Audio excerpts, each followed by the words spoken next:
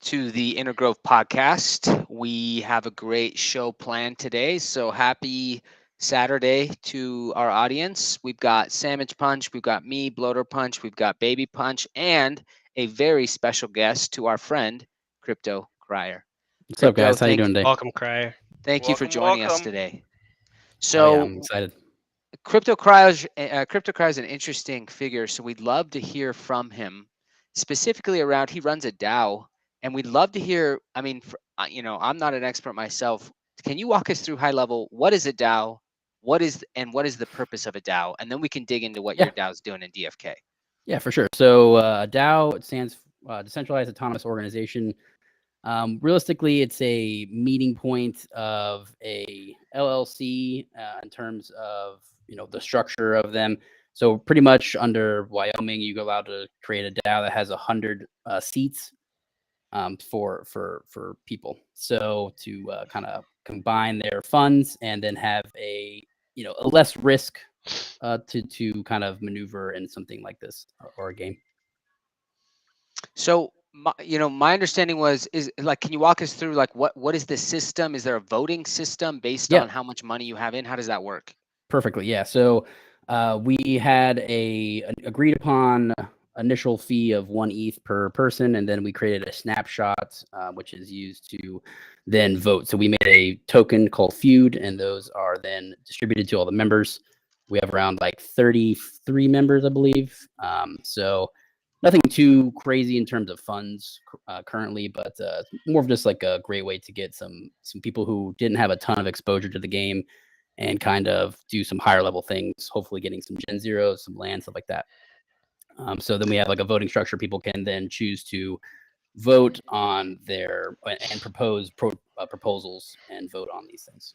So it sounds like if I'm a little guy and maybe I only have 1 ETH, maybe a DAO makes sense because I can get a fractional piece of something much bigger like a land or a Gen Zero. Is that fair? Exactly. Yeah. So it's kind of splitting the risk with a bunch of other people as well. So, especially with NFTs in general, they usually tend to be larger, illiquid assets. So when you're kind of fractionalizing them and then distributing tokens for them, it helps kind of alleviate some of that initial investment from a group of people instead of just one. Now, remind me, like for assets like heroes, as an example, who controls the heroes? What wallet does that? Ooh, nice level. 1, 2, 3, 4, 5, 6, 7, 8, 9, 10 stats. Not That's a bad good one. for me. I never pull that. All right. So for assets like heroes, where do those sit? And then do you have to vote on what they do that day, or is it predetermined? No, it's more of like voting is going to be like pretty high level. Like, what are we going to be doing with our funds? What are we going to be doing with this? Intraday, we don't have it's mostly just gardening now. So we have a couple gardeners doing minimal work on our garden and stuff like that. We just voted for a split. So people who are participating in the DAO, we voted on if they were allowed to bring their gardeners into the DAO to kind of farm at a 75% owner, 25% DAO keeps the gardening rewards. Structure type that. So that was something that we were able to vote upon. And then there's just many on that aspect. It's just kind of day to day. I'm just running heroes, nothing crazy on that front, nothing voting like that. Nothing too, it's mostly high picture type stuff. So walk us through what the DAO strategy is for DFK. So currently our main focus is just in the gardens. And then we have like I said, we have 4 gardeners working fields. We then have mostly allocated Jewel right now, and that's going to be used for the Crystal Veil. That's what we're kind of hoping on. That will be then used to get Gen Zeros. I believe the price of Gen Zeros with a pretty large supply increase will kind of have a chance to get some that are at least introduce some volatility to the price structure. So, you think with the additional volume, we could see Gen Zero prices dip? Is that right? That's what I'm thinking, just because the supply is now going up pretty substantially compared to the regular, current supply. Samichpunch? What do you think? Yeah, so Gen Zeros?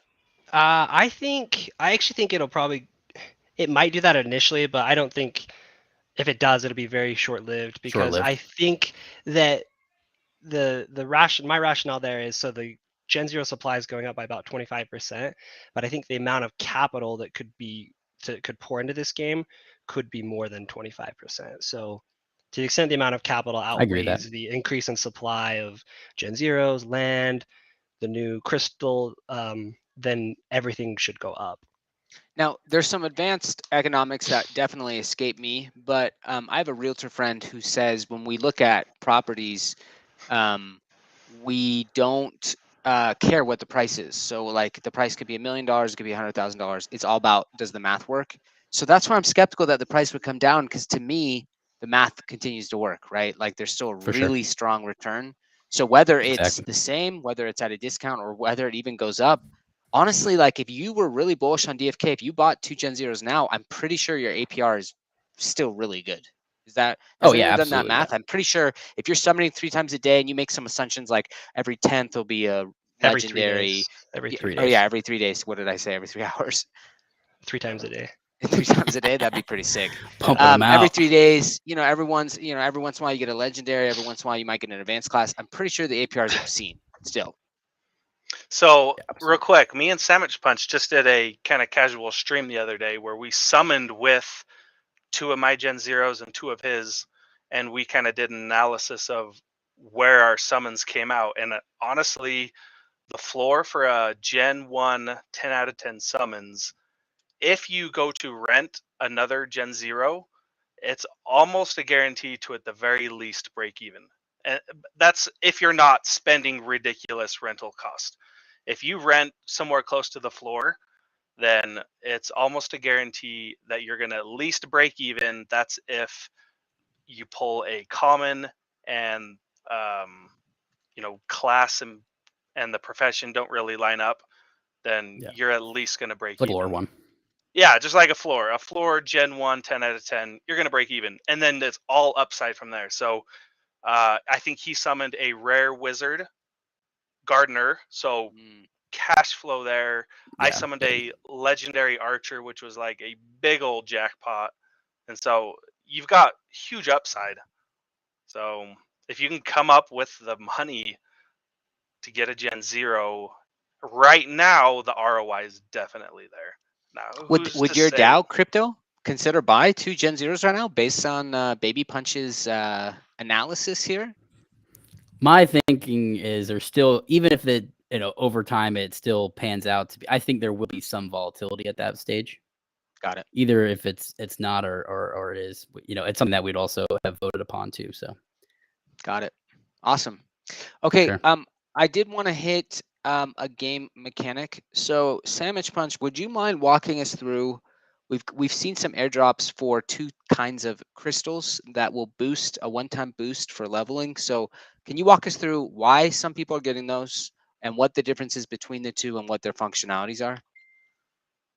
Yeah, actually, and then Babypunch, I'm actually gonna pull the screen back over here real quick. Sure, yeah, take it. Just to give an example here. So I don't know if I have anybody to level up, but it'd be a good example. Yeah, I don't. But so for example, what we got. I have someone. Yeah. Okay. Why don't you go to your? We'll go over to your screen and show. So essentially, we got 2 different Atonement crystals, and these were airdrops given to people who leveled up during certain periods in December when there was a little bit of a bug in the contract, which prevented, for example, on the HP gain. The way that the HP gain works is you have a percent chance to roll either small, regular, or large amount of HP, and there's a formula for it. It'll be rolled out into that stat spreadsheet soon, and I think there's a Medium article on the official DeFi Kingdoms Medium page about it. But essentially, the large bonus was like impossible to get in those first few levels. So people who leveled up, what they did is they airdropped them what was called an Atonement crystal, which is a pun on Attunement crystal, of which there will be lots of different Attunement crystals that we'll be able to use later, and you'll be able to boost things.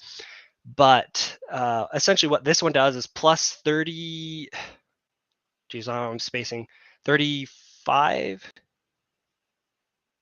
yeah, 35 HP, a flat 35 to HP, and a flat 10 to magic points. So you just essentially Babypunch right there underneath your hero, there's that plus sign.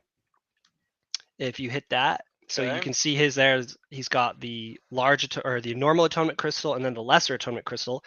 That big one's going to do a plus 35 HP, plus 10 MP flat bonus, in addition to whatever roll you get, small, regular, or large. So I recently did one, and I think it was an archer, and I got plus 80 hit points. So that was huge. So that means I hit the large roll. I hit the large roll by itself, and then it also got the plus 35. The lesser atonement crystal is another bug that was happening where the vitality wasn't being properly accounted for during like a week period or so, and that one just gives a plus 10 flat HP in addition to the roll. Okay, so quick question JHW says, can the atonement crystal only be used once per hero? You can use one of each, right? One of each, right? So once you use it once on hero, you can't use it again. But it doesn't have to be on the hero that, for example, if you got this through an airdrop, it doesn't have to be the hero that you leveled up that you got airdropped for. It could be on any hero you want. So say you leveled up a common and now you've got a mythic, throw that on your mythic. Yeah. Can we sell these? You can. I believe there's a liquidity pool for it. Yeah. What's it going for? Check that out. Whoever's driving right now. Here, I've got it. $34 right now. $34. The lesser is running for $8.50.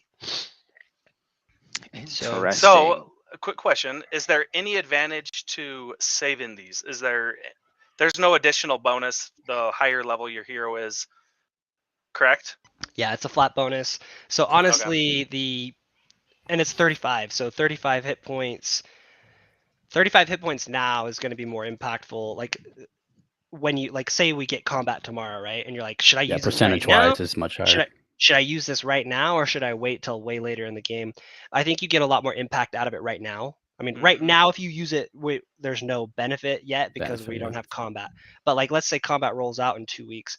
I'm definitely using as many of these as I can because plus 35 HP right now as a percentage of your current HP pool is pretty big. But 20 levels down the road, 35 HP might be very small. chump change. Yeah.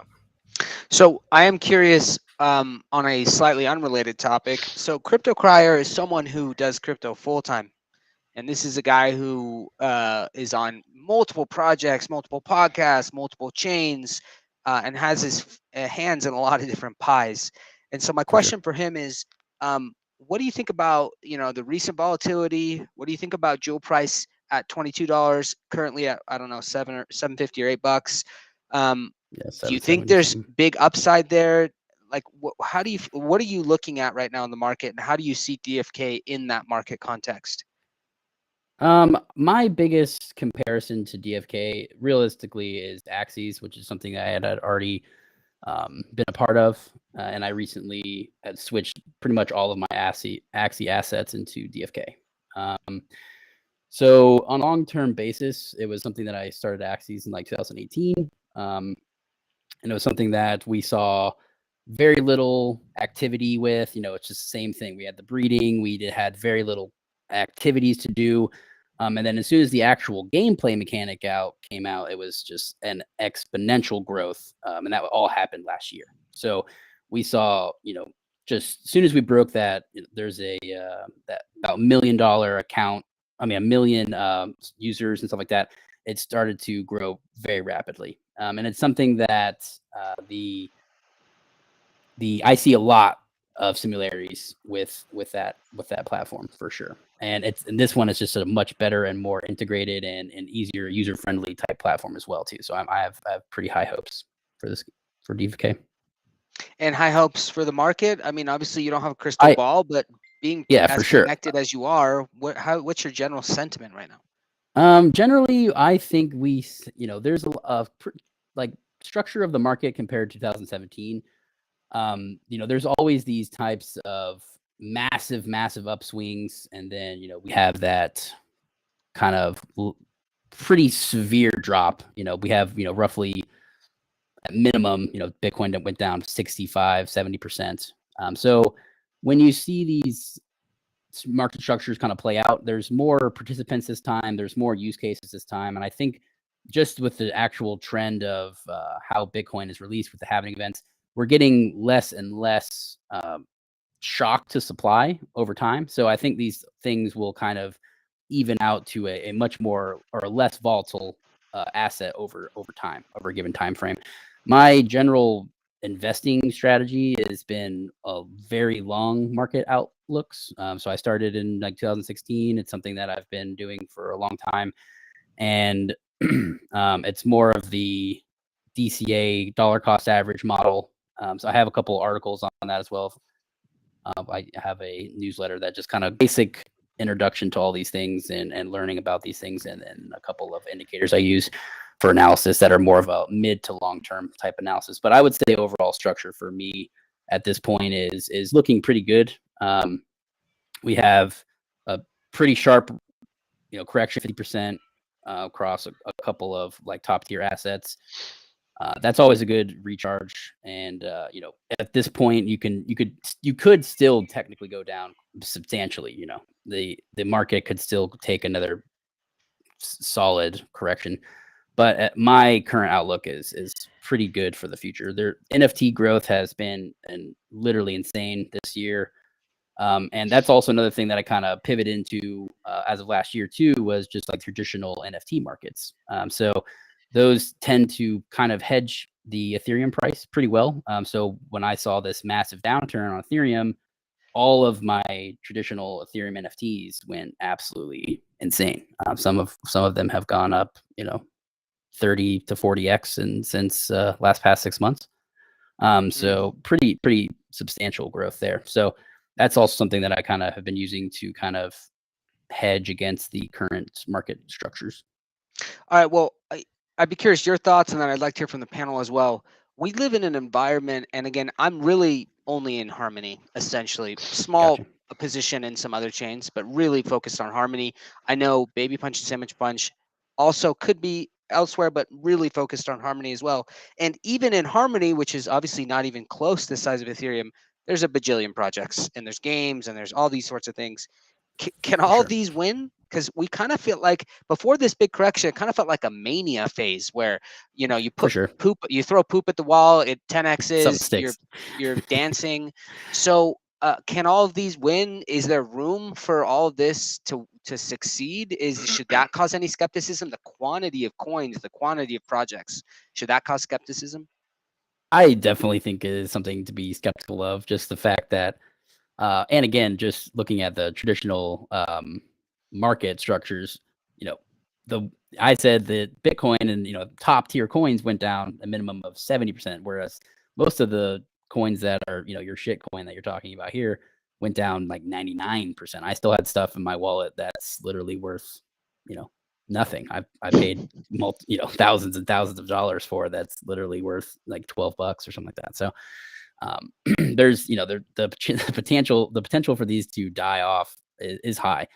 But I would say products that are actually producing value now, something like how just like how DeFi Kingdoms is doing here, where the utility of the token has a purpose. Like most of these tokens are promises of future utility or future growth or something like that. Where a lot of the gaming aspects with that was another big thing of the psychology behind gaming as well as a possible utility for this token. People get into this game and then are interested in it, and then they blur that investment versus I'm having fun with this game. Like I need the jewel token Right. so that's another factor where I think plays a huge factor in the potential here. Samichpunch, can you help us understand with Babypunch? Can you guys talk about the gardening changes, what we know, and how that might change some of our gardening decisions? Yeah, so initially, I guess there's two main mechanics I think that changed. And one of them is there's now a minimum reward, whether you have LP in that garden or not. So before, the way it worked is you get an amount of jewel equal to, and it's a complicated formula, but it's essentially proportionate to how much of the pool the specific liquidity pool you are providing liquidity in. So if you had no liquidity in it, you would have a 0% chance to get any jewel. You could still get the item drops that come from gardening, but you could get 0 jewel.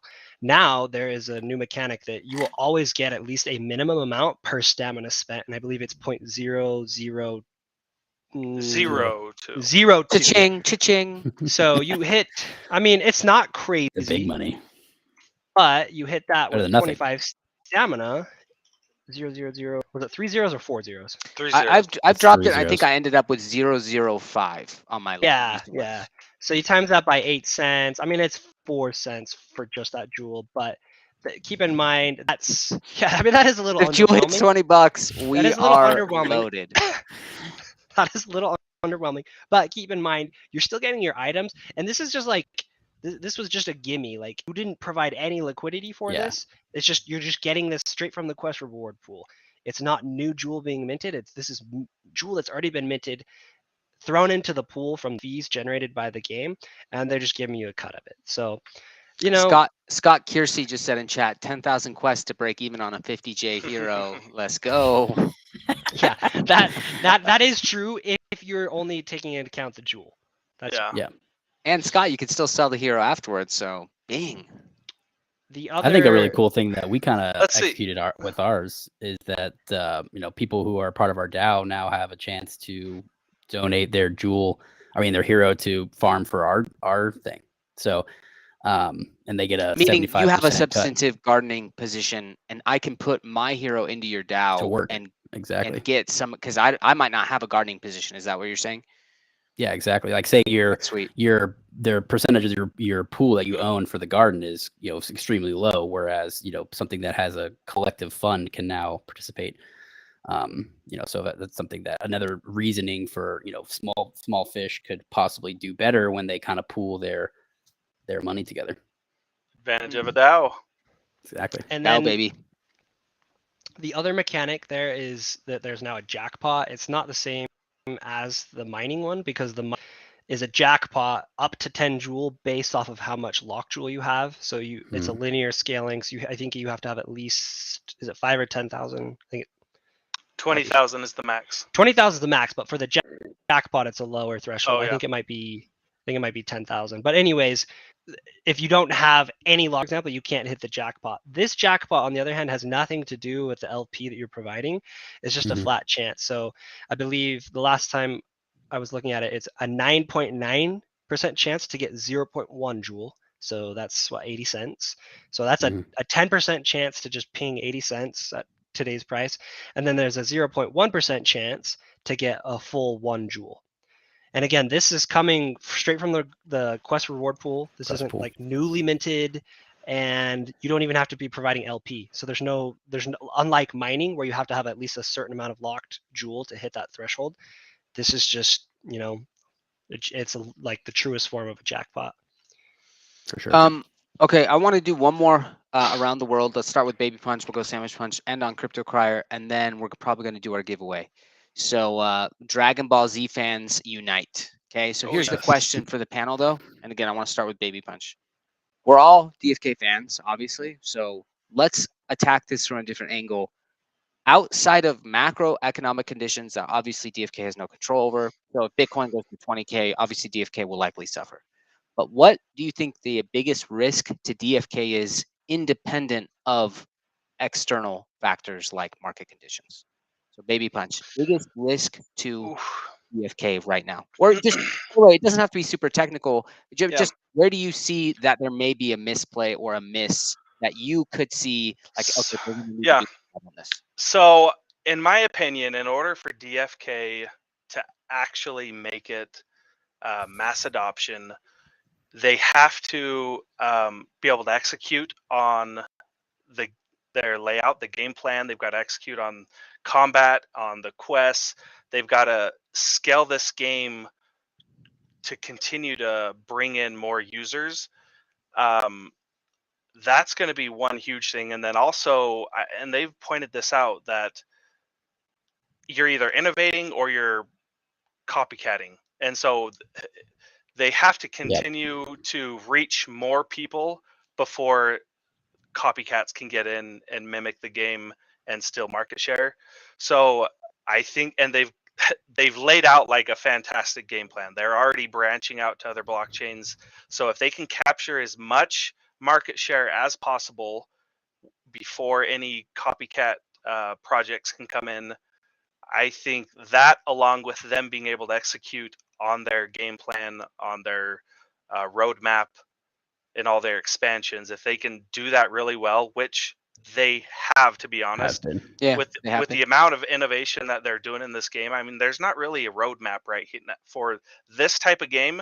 There's been other games, but there's they're no really playbook, right? yeah, there's no playbook here. They are For sure. paving the road to these NFTs that are upgradable, and this extensive of a game. There's not a playbook right now. So the fact that they've been able to execute as well as they have is super, super bullish, in my opinion. Okay, For sure. Samichpunch. Yeah, I just before we get in, I just want to acknowledge Sea Dog's comments. Also, shout out Sea Dog. I see you in a lot of our streams, so thanks for joining us again. So he said, and I think this is a good point. He sees the biggest risk being a rogue smart contract exploit. That would definitely be brutal. Yeah, bad. But I mean, we'll see how that goes. I mean, Frisky. I feel like And DFK team has have the least exposure to this because they have the, like, if you look at other projects with way smaller teams that are way less experienced. So that comment is true of all projects, and Yeah, DFK probably has a lower exposure to that. I will say too. Like, I mean, Frisky and team, those guys are like they are smart and they've done a really good job so far. Yeah, there's been little tiny bugs like people have talked about, like the garden exploit, but like those aren't like those are easy to like ways to fix and reconcile that. So that is definitely a valid thing. But I would say that's true of just about any project. I think specifically when we're just looking at DeFi Kingdoms, kind of in line with what the others have said, I think one of the biggest things will be if we can't get we keep talking like, oh, the professions is just the tip of the iceberg. If we don't get to enough of the iceberg before people start moving to other games and other projects. So speed is a huge factor. Yeah, and it's like such a double-edged sword because like you can't go too fast because you can't sacrifice the quality that they've given. And the DeFi Kingdoms team has been very, very careful. Like, and I've appreciated it. I'm glad that they push gardening out a week and they make sure that they get it right. Because if you've ever been in a project where there are like very serious bugs, I mean, it's a huge issue. And so you're always trying to balance that. And I think I say that that's my biggest concern, but it's not like this doesn't keep me awake at night. And I don't like lose sleep over this. I don't think it's a huge risk. They've done very well and they've moved so fast. You compare this to other projects with quote utility NFTs and it's just leaps and bounds ahead. I mean, Crier, you and I were talking about this with Axion Land. Absolutely, yeah. Land was announced years ago, and we're still sitting here waiting. And the biggest update Axie had was they gave them legs last we know. So pretty big update. Let's go. So I was like, are you that's kidding what I me? would say. All right, Crypto, your take? Yeah, for sure. Biggest risk? I would say I would agree with a lot of those risks for sure. That smart contract exploits are very high, especially with the level of intricacy that we have with the contracts, stuff like that. And there is, they're pushing a lot of these contracts fairly quickly. I mean, they have done a very good job, but like I said, there hasn't been any current exploits or anything like that were serious by any means. That is just a very large risk in throughout all of crypto. So I've definitely been a part of some exploits that didn't end well. So on the other side of that, like I said, I always compare this to Axies with my experience. There was practically no involvement compared to current involvement with Axies when at this level, at this stage, without the game there. So there is the game, which is the professions like that, but that realistically isn't, a lot of gameplay. Some people enjoy it a lot, but the risk there is, how Samichpunch kind of said, where is that you have to continually keeping these people engaged in the game to kind of satiate their desire of that game mechanism, and that mechanism really holds people's attention. People play like Candy Crush and stuff like that and spend thousands of dollars on these things. So once they get kind of hooked into like that game mechanic and feedback loop, if you don't keep their attention, they leave and look for something different. especially with the the drop off of the large or high APR people. So people that were in it for the the DeFi people that were in this for the amount of APR they were getting have now kind of moved on. I think that's why we see a pretty substantial drop in price compared to other things. And we're bouncing here on a lot of projects, and we're kind of staying a little dead even on Jewel. But I think that with the expansion of Crystal Veil and stuff like that, we'll see a change there. But smart contract risks and growth are probably the two largest. Awesome. Thanks, team. Okay, we're going to go to a giveaway. We have an egg to be given away, and based on current comments in one of the recent AMAs, I think it was someone, Tango, was like, don't give away your eggs. So we are not following that advice. We are giving away our eggs, and we're doing it for your viewing pleasure. So this giveaway is a Dragon Ball Z giveaway. So to participate, you need to type your Discord name into the answer right now. So get ready, type it. It would be your username plus like the hashtag 4 digits, like hashtag 4782. So mine would be Bloaterpunch hashtag 4782. So get that ready to go. And then I'm going to ask you a Dragon Ball Z trivia question. And then DBZ fans. And again, this is not that obscure. So if you've watched Dragon Ball Z at all, I think you should have a good shot at this. Okay. You will know the scene, but you might have to Google. Exactly. But so the true fan is going to know already pre-Google. Okay. Pre-Google. If you know this off the top of your head, like, man. Yeah. All right. So there was a really bad Saiyan named Raditz, and him and Goku fought alongside Piccolo. They were fighting. And Piccolo uses a special attack to kill Raditz and Goku simultaneously. What is the name of that attack? Ooh. All right, watch the chat. I have no idea. Honestly, not many. We got Aphex, right? Whoa! Yeah, coming in clutch. That was close. Special beam cannon. By the way, I don't know about y'all, but when he kills... Okay, this is... They posted... Yeah. Aphex just barely shows up before. Aphex is first on my screen. That scene is amazing. I don't know. I'm a big fan. I think DBZ goes off the rails later, but that scene is so good. And big shout out to Raditz, Goku, and Piccolo for enhancing my childhood. All right. I will reach out to you. We'll reach out to you with the egg. CryptoCrier. So close, man. Yeah. CryptoCrier, thank you so much for hopping on the stream with us and no problem, blessing us with your knowledge, your little wisdom droplets. So we appreciate that. Thanks, chat, for participating. Congratulations on the egg winner, and we will see you next week. Yeah, everyone, real quick, be sure to tune in. Samichpunch and I, are we doing it tomorrow? Another sometime this next week. We'll figure it out. Yeah, I'm not sure on the timing, but stay tuned on Twitter. We'll let everyone know we're gonna do another casual hero summon stream, and be sure to like and subscribe the channel so you get notifications. Head over to CryptoCrier's page as well. Follow him. He comes out with stuff alpha. Awesome. Thanks, guys. Thanks, everybody. See you, everybody. Have a good one.